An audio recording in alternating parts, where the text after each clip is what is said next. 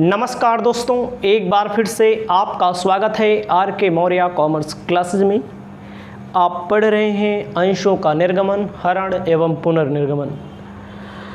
इससे संबंधित मैं आपको एक महत्वपूर्ण क्वेश्चन बताने जा रहा हूं।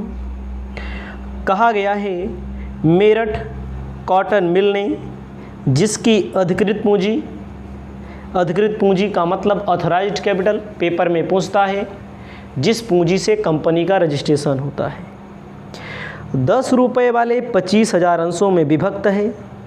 20,000 अंशों का निर्गमन किया गया। आवेदन यानी कि प्रार्थना पत्र लिखा है 2 रुपया, आवंटन लिखा है 2 रुपया, प्रथम याचना 3 रुपया, अंतिम याचना 3 रुपया। एक प्रार्थी जिसके पास 200 अंश आवंटित थे, आवंटर की राशि ना दे सका, उसके अंशों को प्रथम याचना से पूर्व हरण कर लिया गया। पूरी याचना के बाद हरण किए गए अंश को 8 रुपया 50 पैसे की दर से पुनः निर्गमित कर दिया गया। कंपनी की पुस्तकों में आपको जर्नल प्रविष्टि करनी है। तो आपको सबसे पहले ध्यान देना होगा, कंपनी के पास कितने हजार अंश? 25,000। कंपनी ने जो अंश निर्गमित किए 20,000। आवेदन पर इन्होंने कितना बोला है? 2। आवेदन मतलब प्रार्थना पत्र, आवेदन दोनों एक ही चीज है। उसके बाद आवंटन पर इन्होंने कितना बोला है? देखो, अलॉटमेंट पर इन्होंने बोला है 2, फर्स्ट कॉल पर बोला है 3 ना। उसके बाद बोला है सेकंड कॉल, अंतिम याचना, फाइनल कॉल पर 3। अब प्रश्न की सबसे मस्त बात यह है कि प्रश्न में 25 में से केवल 20,000 निर्गमित किया गया। कंपनी जितना अंश निर्गमित करती है उतने अंश का लेखा किया जाएगा। ध्यान देना है, मल्टीप्लाई कर देंगे 20,000 से 40,000, मल्टीप्लाई कर दिया जाएगा 20,000 से 40,000, मल्टीप्लाई कर दिया जाएगा 20,000 से 60,000, मल्टीप्लाई कर दिया जाएगा 20,000 से 60,000। आपको ध्यान देना है, एक प्रार्थी है जिसको 200 अंश आवंटित किए गए हैं। 200 अंश आवंटित किए गए हैं। 2 रुपये के हिसाब से 400 नहीं दे पाएगा। यहाँ पर 39,600 रुपया मिलेगा। उसके बाद आपको ध्यान देना है, कह रहा है प्रथम याचना होने से पूर्व। देखो, अभी तक हम लोग क्या करते थे? आवेदन की एंट्री करते थे, आवंटन की एंट्री करते थे। कोई अंशधारी पैसा नहीं दे पाता तो यहाँ भी एंट्री करते थे, यहाँ भी एंट्री करते थे कि नहीं? और बाद में हरण करते थे। एम है प्रथम याचना से पहले हरण कर लेना है। आपको ध्यान देना है हमारी बातों को। आपको अपनी कॉपी में लिखना पड़ेगा, journal entry in the books of Meerut cotton limited, column बनाना पड़ेगा। मैं कॉलम नहीं बनाता हूं क्योंकि बोर्ड है, वाइट बोर्ड है, वाइट बोर्ड में जगह का अभाव है। आपको ध्यान देना है, पहली एंट्री होगी आवेदन की राशि प्राप्त करने पर bank account debit to share application account. 40,000 का गुणा 2 से किया, 40,000 गुणा तो पहले कर लिया गया है। 40,000 डेबिट में, 40,000 क्रेडिट में। दूसरी एंट्री होगी share application account debit to share capital account. 40,000 debit में, 40,000 क्रेडिट में। पहली और दूसरी एंट्री को मैंने कर लिया। अब तीसरी एंट्री क्या होगी? अलॉटमेंट की। Share allotment account debit to share capital account. Allotment का 40,000 डेबिट में, 40,000 क्रेडिट में।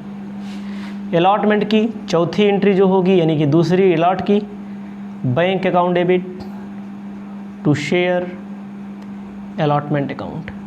देखो भैया कितना मिला, एक अंशधारी 200 अंश लिया, 2 रुपये के हिसाब से 400 नहीं दे पाया, 39,600, 39,600। आपको नरेशन करना पड़ेगा, नरेशन नहीं, आपको हरण करना पड़ेगा, शेयर को फॉरफिट करना पड़ेगा। यहीं पर फॉरफिट कर लेना है प्रथम याचना मांगने से पहले। लिखा जाएगा share capital account debit, share capital को डेबिट करते हैं जितने से मांगा गया हो। समझिए थोड़ा से।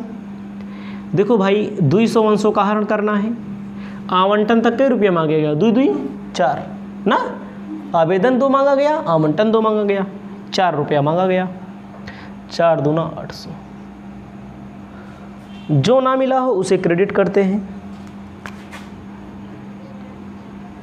टू शेयर अलॉटमेंट नहीं दिया, कितना नहीं दिया, 400, 800 मांगा गया, 400 नहीं दिया तो दिया कितना, शेयर फॉरफीचर अकाउंट 400। आपका शेयर फॉरफीचर 400 आ गया। अब आपको समझना है, अब फर्स्ट कॉल की एंट्री करनी है। छठी entry,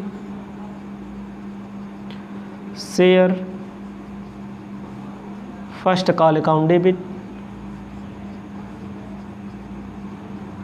to share capital account. अब समझिए फर्स्ट कॉल में कितने रुपए से गुणा करना पड़ेगा। जो मैंने गुणा किया है गलत किया है, इसको ध्यान दीजिएगा। ये जो गुणा मैंने किया है गलत किया है। जब 200 अंश हरण कर लिए गए 20,000 में तो कितना बचेगा, 19,800, 19,800। ठीक है, याद रखिएगा 19,800 debit.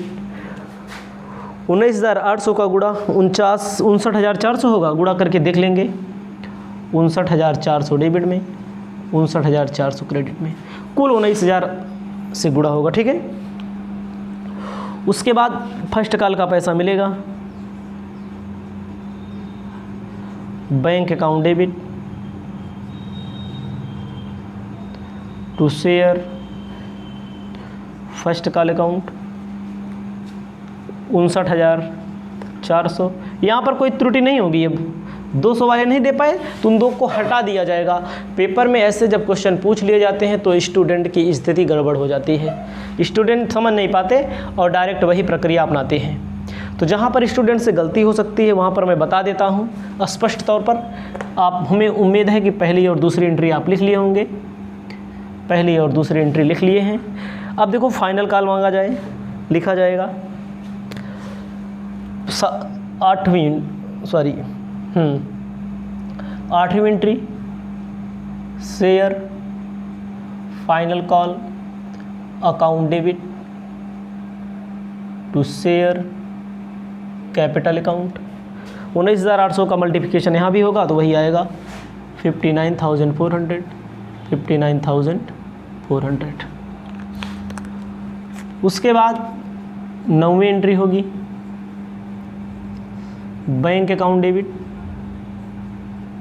To share final call account 59,400, 59,400। ये आपकी एंट्री हो गई है। अब मैं आपको बताने जा रहा हूँ तीसरी, और अब मैं आपको पुनर्निर्गमन। देखो क्वेश्चन में कितना कहा री इशू करने के लिए। देखो भाई री इशू करने के लिए 8.50 ना, 8.5 रुपये में री इशू करो। इसे बोलेंगे री इशू का मतलब जो हरण किया गया है।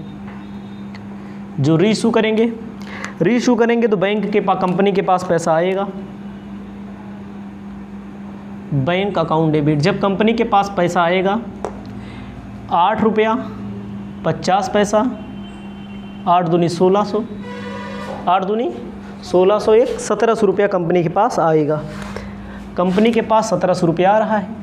अच्छा बताओ, पहले जब इशू किए थे तो कई रुपये का था अंश, 10 का था ना, तो एक अंश पे 1.5 रुपया घाटा, शेयर फॉरफीचर अकाउंट डेबिट, एक अंश पे 1.5 रुपया घाटा गुणे 200, 300 रुपया घाटा कहाँ से लिया जाएगा? जो ये छीन के रखे हैं, जब्त करके रखे हैं, 300 यहीं से ले लिया जाएगा। 400 छीन लिए थे ना, जब्त कर लिए थे, मांगे थे 800, 400 नहीं दिया, 400 दिया था।